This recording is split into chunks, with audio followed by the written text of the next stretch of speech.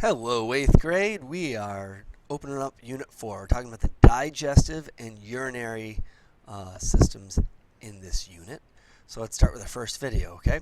Talking about the digestive system. You're digesting food right now, whether you ate lunch or dinner or breakfast. You've got food moving through your digestive tract right now. You can think about that as we talk. All right. First and foremost, you need to understand structure and function. So what are the different structures of the digestive tract, of the digestive system, and what do they do? Now I'm going to make this picture over here bigger at the end of the slide. Feel free to draw it or take notes, however you like.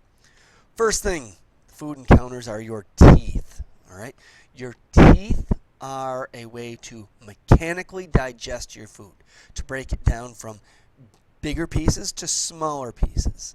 As you go from a few large pieces to many smaller pieces, you're going to increase the surface area of your food. And that's going to be important, as we see later, for chemical digestion.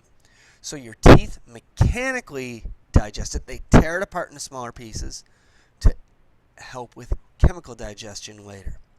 Now, also in your mouth are your salivary glands. They produce saliva. That's what you spit. That's what's juicy in your mouth right now. You're probably salivating, thinking about your next meal. All right? So in your mouth you have mechanical digestion from your teeth, but you also have chemical digestion. There's enzymes in your saliva. Those enzymes start to break down carbohydrates. That's why when you eat bread, it starts to break down in your mouth, even if you don't chew it. Why? The saliva starts tearing those carbohydrates, those complex carbs, into simpler carbs. All right? Also, the saliva has water in it, and that's going to lubricate the food so that it's easier to swallow. And when I swallow, that food's going to go from my mouth down my esophagus into my stomach. So notice, over here's my mouth, I got my teeth in here, I got my salivary glands, and the food's going to go down my esophagus. Now, last unit we talked about another tube, the trachea, which is right side by side the esophagus. Trachea goes to your lungs, esophagus goes to your stomach. The stomach is the site of both chemical and mechanical digestion. So you've got acid in your stomach, as well as protein enzymes that break down proteins like steak and chicken and pork. Any proteins that you eat, even beans, start to get broken down in your stomach. Okay? Chemically, it takes the larger complex nutrients, breaks them down into smaller pieces. Mechanically, your stomach churns. You've felt your stomach rumble when you're hungry. That's because it wants food. Okay? You're low on energy, you're low on nutrients. So my stomach is going to squeeze back and forth and churn the food like butter, like stirring a pot on the stove, to make sure you mix everything well so the chemicals can do their job. Next, you have the pancreas. The pancreas is a very important organ in the body. It is part of your digestive system as well as part of your endocrine system. It's got a bunch of different purposes. First purpose is it's going to change the pH. Okay? You've got a lot of acid in your stomach. That acid helps to not only break down the proteins, but it also is a defense mechanism against bacteria and viruses that might be in your food. If that acid went through the rest of your digestive system, it would erode the surface and give you an acid burn. So we need to go from acid back to a neutral pH. The pancreatic juices do that.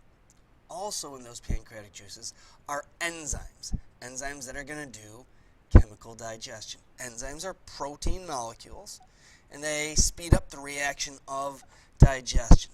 They're designed to take these big molecules and pull them apart. We'll talk about that in a bit. Next, you've got the liver and the gallbladder, and these two work together. The liver is going to make a substance called bile, all right? And bile breaks up fats. Fats don't like water, so you need a special chemical to emulsify or break up those fats. The gallbladder stores the bile because it takes a little while to make it. So your liver makes it, and when it has enough, it stores it in a little sac called the gallbladder. Can you live without your gallbladder? Yes, but then you have to be very careful about the number of fats that you eat because you don't have easy storage of it. All right, small intestine. Small intestine does two things. It's the very last site of chemical digestion. So there are some enzymes there breaking up the last large nutrients into small individual nutrients. But the big purpose of the small intestine is it's super long. Okay, average adult has a small intestine about 25 feet long. All right, that's almost the length of our science room. Why so long? Because the more length you have, the more surface area you have, and then I can absorb those nutrients into my bloodstream. More about absorption later. You've got the large intestine, also called the colon sometimes. The large intestine helps you take water out of your food. When your large intestine isn't working right, you get diarrhea, and that's never fun having water in your poop. Okay, so the large intestine takes the water that has been helping move all the food through your body, and now it's going to reabsorb that so you don't get dehydrated.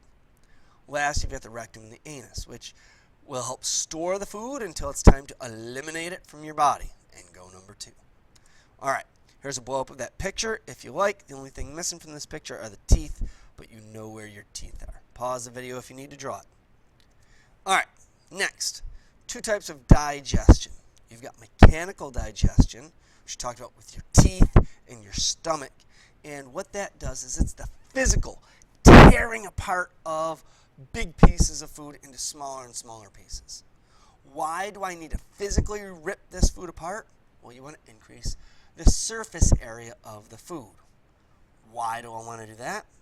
So that your food can have more contact with enzymes. Or spreading it out and pulling it apart so the enzymes can get in there and break it up more completely. And have faster digestion so you can get that nutrients and energy into your system. Now, there's also chemical digestion. Chemical digestion is the use of these protein enzymes. Okay? They're special molecules made by you, and these molecules attack these complex nutrients, these long chains of nutrients that we have in our food, and break them up into individual nutrients, the simple sugars, the amino acids, the simple nucleic acids, so that we can absorb them into our blood. Okay?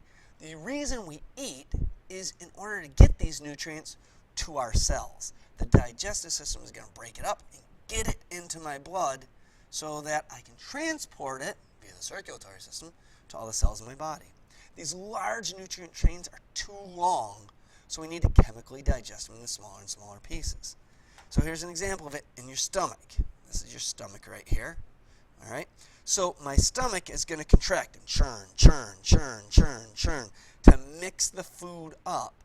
While chemically, I've got chemical reactions going on here. I've got hydrochloric acid with an enzyme called pepsin in my gastric juice, and it's taking these long chains of protein and breaking them up in individual amino acids. Cool? All right. Go back if you need with the video, draw your picture.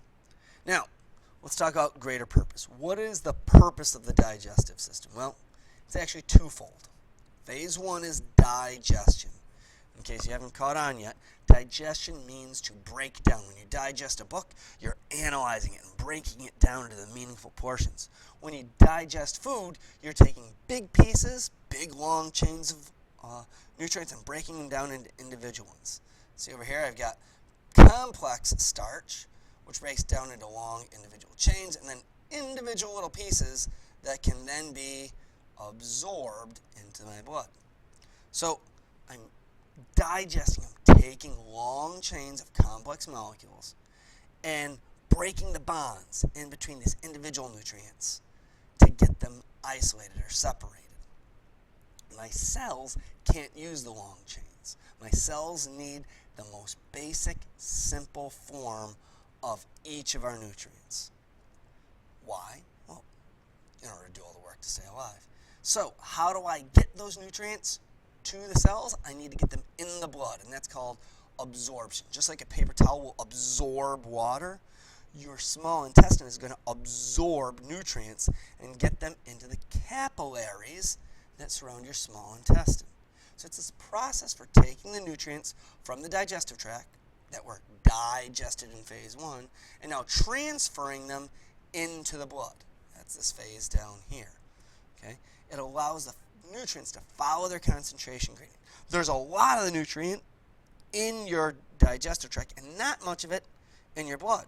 So it's going to go from high concentration to low concentration, where there's a lot of the nutrient in your digestive tract to where there's not much of it in your capillaries. So the more surface area I have, that's why the small intestine is so long, the more nutrients I can absorb, which means the more energy and nutrients I have. All right, here's a bigger form of that picture. Okay, pause if you need. Quick review. I want you to know the main structures of the digestive system and what they do. I need you to understand that there's two different types of digestion, mechanical digestion and chemical digestion, and that there's really two purposes of the digestive system. It's not just to digest, but it's also to absorb. All right, the reading associated with this is section 1 in chapter 24, pages 634 to 640. Make sure you've got all your notes, your questions, your picture. I'll see you in class.